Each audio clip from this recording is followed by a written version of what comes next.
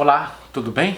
Sou Alfredo Oliva, sou professor universitário e quero voltar a falar de Contar do Caligares, né? Esse livro fantástico chamado Cartas a um Jovem Terapeuta. E hoje eu quero destacar um outro tema, né? Que é a questão do tempo de uma sessão de psicanálise, né? Então vamos lá, vamos lembrar que Contardo nasceu em 1948, morreu em 2021, né? Relativamente recente. Foi um psicanalista lacaniano, nascido na Itália, que atuou e conviveu por muito tempo aqui no Brasil. Foi orientando de Roland Barthes no doutorado que fez na área de semiologia.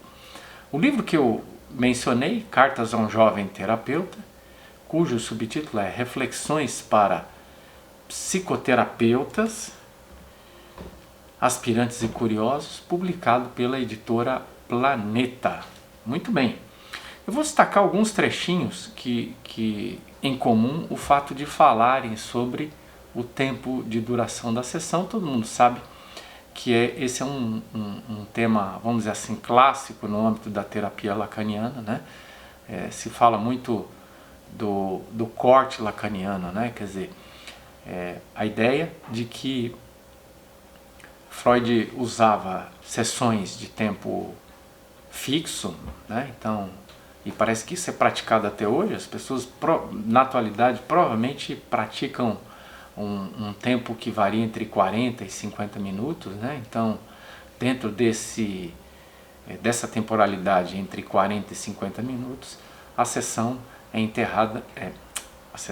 encerrada no momento que é visto como sendo o mais oportuno, né? Lacan via a coisa de forma diferente, provavelmente por convicções teóricas, né? Quer dizer, ele trabalhava com a temporalidade do inconsciente e, em função disso, interrompia a sessão no momento em que ele achava estratégico para para que essa sessão pudesse produzir efeitos até o próximo encontro entre o terapeuta e o paciente, né? E às vezes isso podia ocorrer de forma extremamente rápida, né?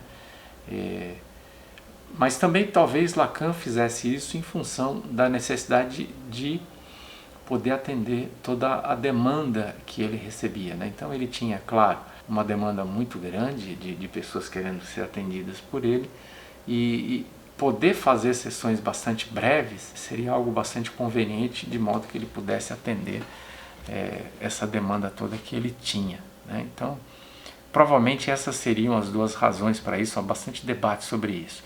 E o Contar do Caligares entra nessa discussão, né? Então, vamos lá, o primeiro trecho aqui para a gente poder comentar. Na verdade, hoje acho que a psicoterapia e a análise talvez sejam mais próximas de um terceiro modelo ou de muitas terapias do corpo. A cada vez a postura é corrigida, a coluna instalada, os músculos relaxados, mas um resultado que não seja apenas um alívio temporário pede uma série indefinida de repetições. Do ponto de vista do tempo, é um modelo intermediário. A cada vez leva um tempo variável que depende dos músculos e ossos interessados, de quanto o paciente aguenta naquele dia, etc.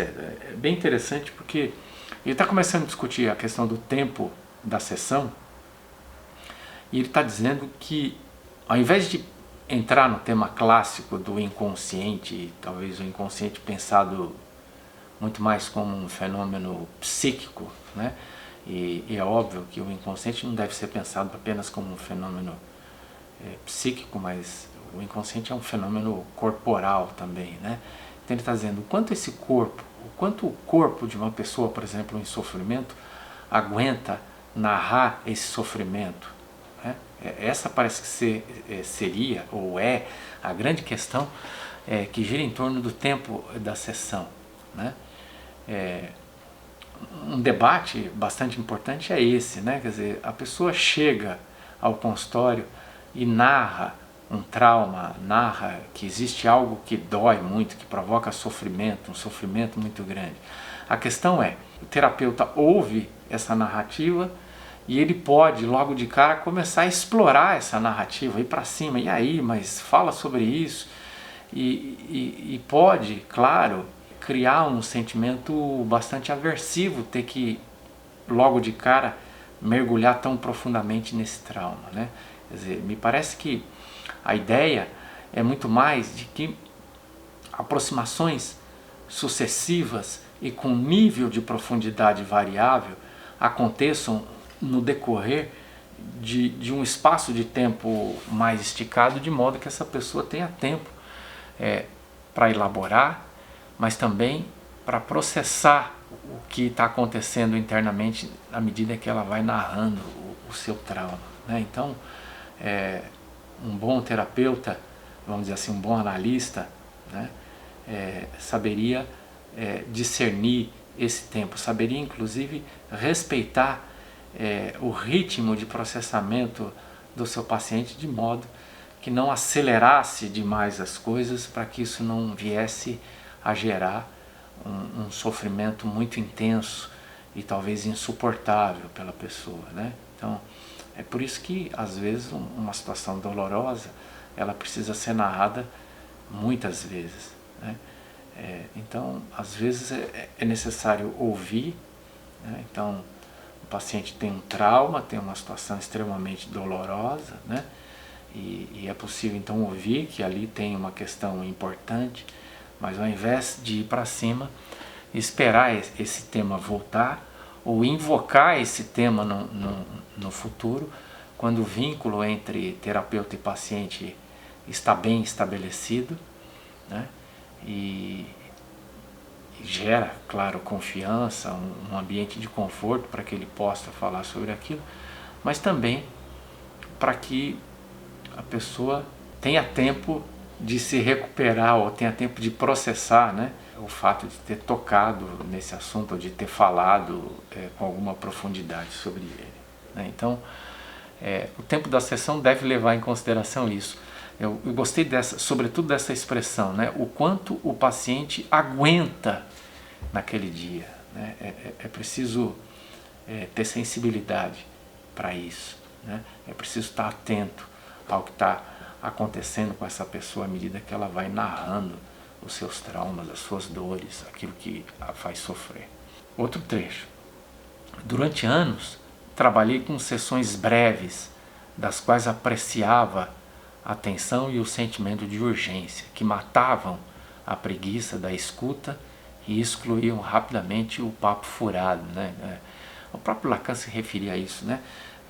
Ao momento em que existia um papo furado, não sei, isso seria já traduzir, né, para o português, mas essa ideia que muitas vezes a pessoa fica perambulando, né?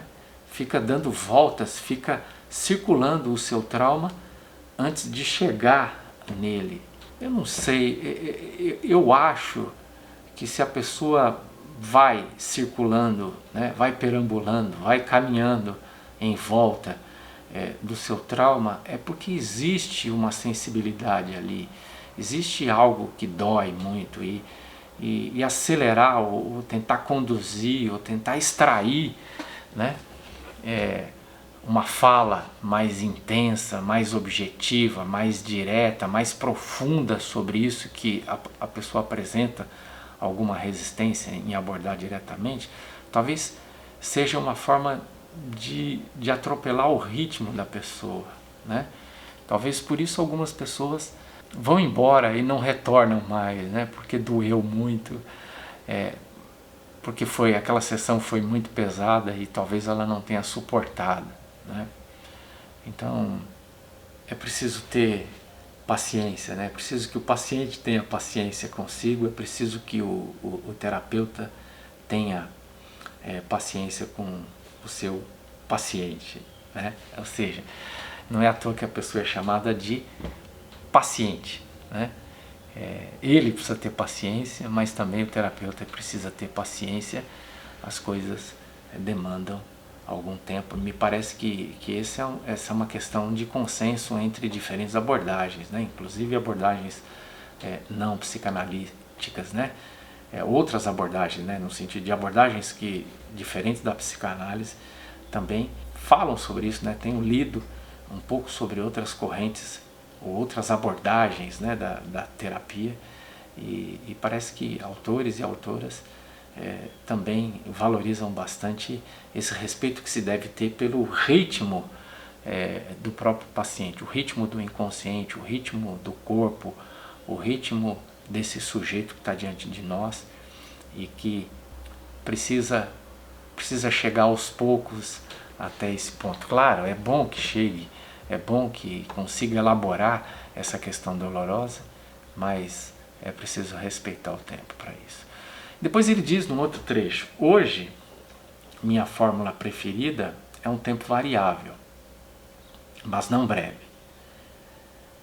Talvez por temperamento ou pela idade que avança, esteja apenas escolhendo uma atitude intermediária e conciliatória, mas provavelmente encontrei um ritmo que convém à minha atenção e à minha maneira de escutar e intervir. Gosto de ter o tempo para que uma lembrança seja evocada e explorada e para que um sonho seja analisado, mas me reservo a possibilidade de interromper a sessão quando um pequeno ou grande achado poderia ser anulado pela necessidade de encher linguiça para preencher o horário. É bem interessante isso, né? Quer dizer, o que ele está agora invocando nesse trecho é que, de fato, o tempo da análise gera uma tensão entre atropelar a narrativa do paciente, atropelar o ritmo do paciente, atropelar a própria capacidade de processamento do paciente do fato dele estar falando a respeito de um trauma, de algo que está doendo bastante, e ao mesmo tempo gastar tempo enchendo linguiça, né?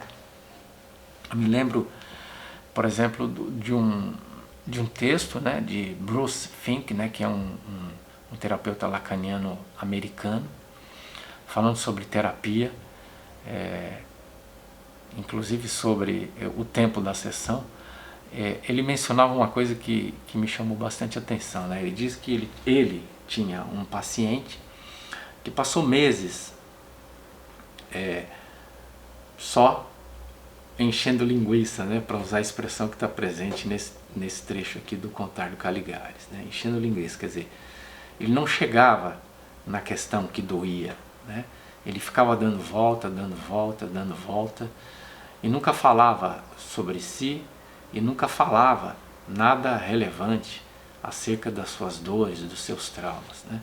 Até que um dia ele diz que encerrou a sessão com aproximadamente 15 minutos, né? Quer dizer, ao invés de dizer para o cara, olha, você está perdendo o seu tempo, né?